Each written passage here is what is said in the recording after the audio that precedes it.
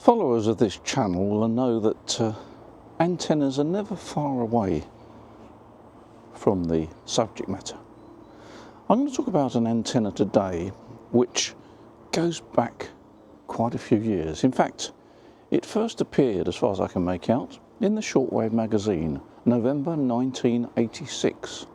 It was designed by Dick Bird, G4ZU, and it seems to have fallen out of favour or out of sight or completely lost.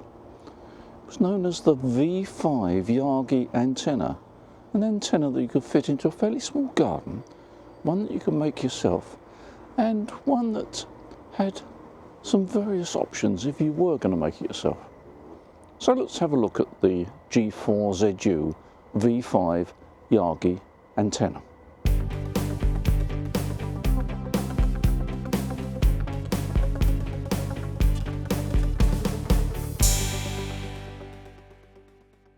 I mentioned that this antenna appeared in Shortwave Magazine. For those that may not be familiar with this magazine, Shortwave Magazine began life as a radio magazine in 1937.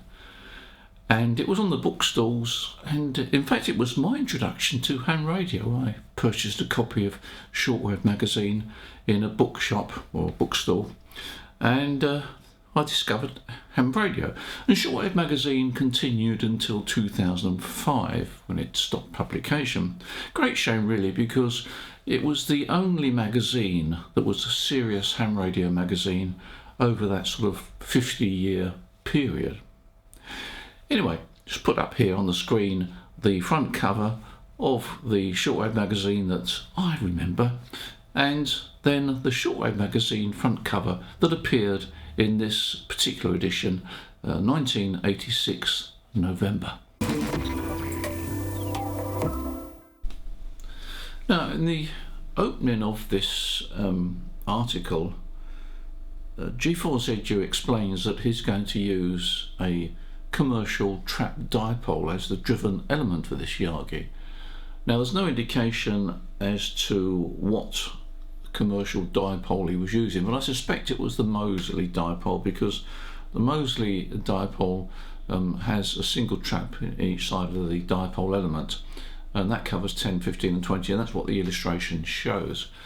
But he did open by saying that there is clearly some form of loss in a trapped antenna, and Les Moxon G6XN apparently claimed that there could be up to 1.5 dB loss on a trapped antenna.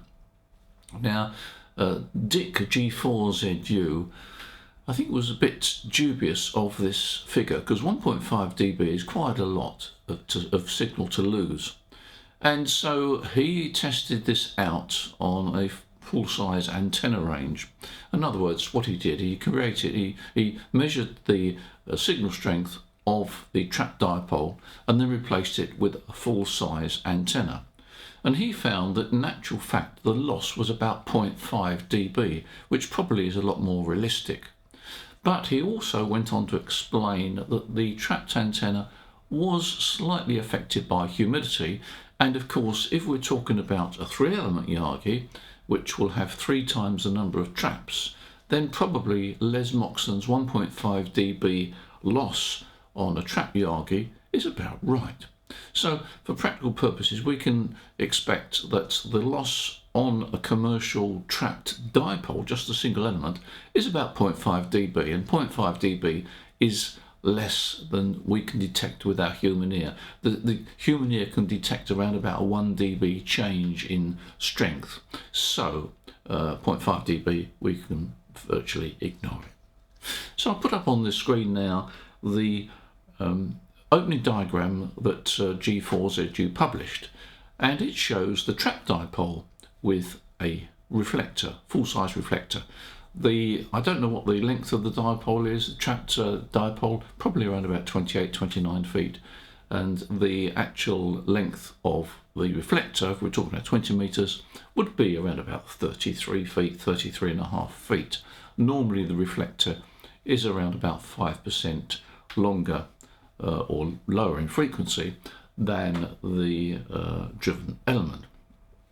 Now this works quite well. What G4ZU highlighted was the fact that if you have a spacing of 0.2 of a wavelength, which is fairly wide actually, if you're spacing of 0.2 of a wavelength, the reflector has minimal effect on the impedance of the dipole, which means to say the dipole is quite happy to accept 50 ohm cable and give a reasonable match.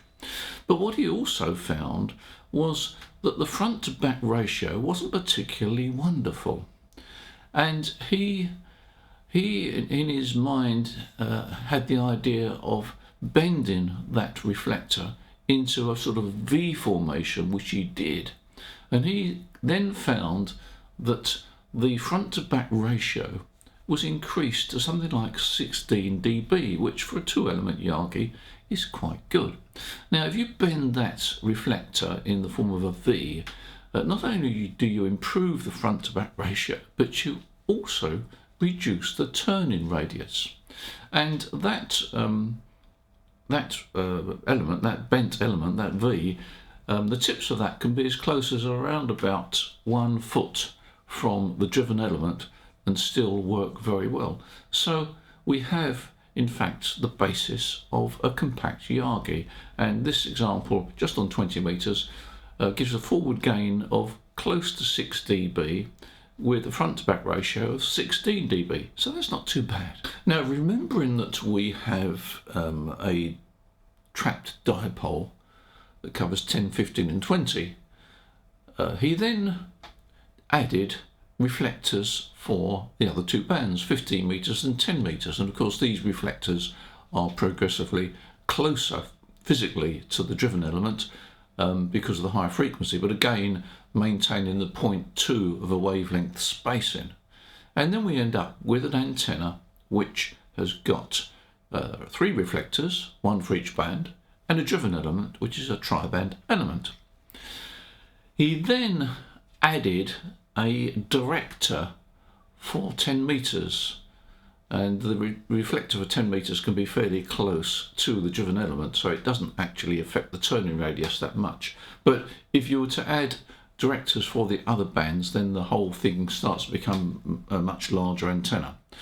So hence we end up with something called the V5. It's 5 elements, got 3 reflectors, 1 tri-band driven element and 1 director. But he then also explained that that driven element could actually be replaced with a sort of element that he used in his mini beam, and I have actually covered the mini beam in an earlier video.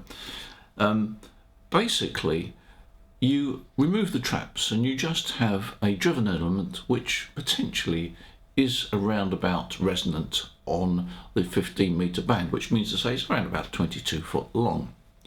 You then feed that with balanced line. If you feed that with balanced line, like 450 ohm ladder line, then you can operate that antenna quite easily on 10, 15 and 20 meters, and you'll get the same forward gain and front to back ratio as you would with the trapped dipole. So it makes the assembly somewhat easier and somewhat cheaper. But because you're using balanced line, that antenna will also work as a dipole on the 12 meter and 17 meter bands, because all you've got to do is to adjust the matching at the feed point, when I say at the feed point, at the transceiver end with an ATU. Now you do need a matching unit, in other words an antenna matching unit at the transceiver end in order to operate the antenna, but is that too much of a problem? And you may actually get away with some of the modern transceivers have got quite wide-ranging antenna matching units. You might find that all you need is something like a 4-to-1 balun at the end and then plug it straight into your transceiver. So it's an interesting antenna, isn't it? But the beauty of this antenna is it's quite simple to make. Those reflectors, by the way, don't have to be metal, they could be wires, and even the driven element can be wire if you're talking about using balanced line feed. So it's an interesting possibility for home build. You could build one just for a single band, of course, using the basis of 0.2 of a wavelength spacing between the reflector and the driven element. The antenna doesn't seem to have survived. I can't see any reports of it in later editions of the magazine. It doesn't appear to have ever been used or made commercially, and yet clearly it does work. And if you actually look at it, you think, well, yeah, it makes sense. The whole concept makes sense.